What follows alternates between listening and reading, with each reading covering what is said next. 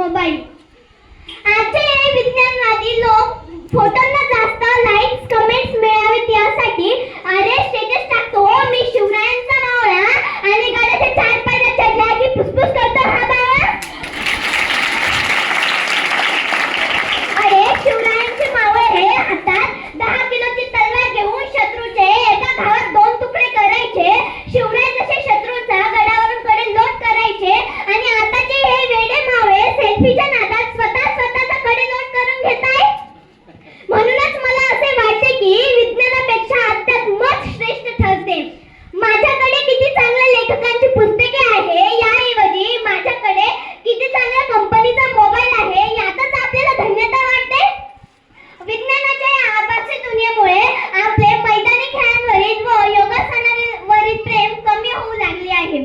क्रीडांगणे ओस पडू लागलेले आहे. याचे दुष्परिणाम असे आहे की हेल्थ इज वेल्थ ऐवजी मोबाईल इज माय वेल्थ असे आपण मानतो. स्वामी विवेकानंद म्हणायचे की give me 100 Nachiketas and I will change the world आणि आपण म्हणतो की give me 4G mobile with Jio sim card and I will change the my DP and profile photo. विज्ञानाला श्रेष्ठ मानणाऱ्या माझ्या विरोधी स्पर्धक मित्रांवर मला हसावे की रडावे तेच कळत नाही. एकीकडे विज्ञानाला श्रेष्ठ मानतात आणि त्याचे महत्त्व विशद करण्यासाठी अध्यात्माचा अर्थात संत वचनांचा आधार घेतात. हे असं झालं तुझं माझं जमेना आणि तुझ्या वाचून करमेना. पूर्वी माणसाची श्रीमंती ही त्याच्या विचारावरून त्याच्या वागण्यावरून ठरवली जायची. पण आता भौतिक गोष्टींमध्ये श्रीमंती मागण्याकडे प्राधान्य दिसून येत आहे. अध्यात्माची विचारसरणी ही हे विश्वाची माझे घर अशी होती. यामुळे संत ज्ञानेश्वरांनी विश्वाच्या कल्याणासाठी पसायदान मागितले होते. परंतु आता या विज्ञानवादी युगाची विचारसरणी ही केवळ मैं और मेरी बायको बाकी सब कायको अशी झाली आहे. यामुळे अध्यात्म हे विज्ञानापेक्षा कित्येक पटीने श्रेष्ठ ठरते. मित्रांनो, काही वर्षांपूर्वी विश्वाची निर्मिती कशी झाली हे सिद्ध करण्यासाठी शास्त्रज्ञांनी एक प्रयोग केला. तो म्हणजे बिग बँग. आणि त्यातून सापडलेल्या सूक्ष्म कणाला सर्व शास्त्रज्ञांनी मिळून एक नाव दिले ते म्हणजे गॉड पार्टिकल अर्थात सूक्ष्म देवकण. म्हणजे शास्त्रज्ञ सुद्धा हे मानतात की विज्ञानाचा आत्मा हे अध्यात्मच आहे. जेथे विज्ञान थांबते तेथूनच अध्यात्म सुरू होते. मित्रांनो, आपण सर्व डॉक्टरांना देव मानतो. परंतु एखाद्या व्यक्तीवर उपचार केल्यानंतर डॉक्टर सुद्धा म्हणतात की आता बाकी सर्व देवाच्याच हातात आहे. म्हणजे उच्च विद्या विभूषित असणारे डॉक्टर सुद्धा देवाला अर्थात अध्यात्माला श्रेष्ठ मानतात.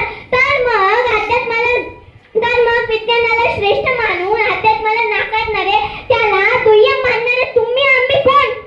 नुकताच आपण अभियंता दिवस साजरा केला आणि त्यानिमित्ताने आठवतात त्या या ओळी सदैव सेवेची ठाई तत्पर हिरोजी इंदुलकर. ऊन वारा पाऊस शत्रूंची आक्रमणे हे सगळं काही सहन करून सुद्धा माझ्या राजाचा दुर्गेश्वर अर्थात रायगड अगदी 16व्या शतकापासून आज सुद्धा दिमाखात उभा आहे. आणि आधुनिक विज्ञान व तंत्रज्ञानाच्या बळावर उभारलेल्या माझ्या राजाच्या राजगडावर एक पुतळा अगदी 8 महिन्यात कोसळतो. तर मग कशाच्या बळावर विज्ञान श्रेष्ठ आहे असे माझे विरोधी स्पर्धक म्हणतात. विज्ञानामुळे आजच्या या सिमेंटमध्ये जान नक्कीच आहे. परंतु पूर्वीच्या काळासारखं हिरोजी इंदुलकर यांच्याप्रमाणे अध्यात्मवादी इमान मात्र नाही. विज्ञानामुळे मानवाला भौतिक सुख सुविधा नक्कीच मिळालेल्या आहे. परंतु मानसिक सुख व शांती ही केवळ अध्यात्मामुळेच लागते. म्हणूनच तर आजच्या या विज्ञानवादी जाहिराती सुद्धा म्हणतात तुम्हाला टूथपेस्ट में नमक है क्या? म्हणजे आले पुन्हा अध्यात्माकडे. मित्रांनो, आपले पूर्वज हे दात स्वच्छ करण्यासाठी मीठ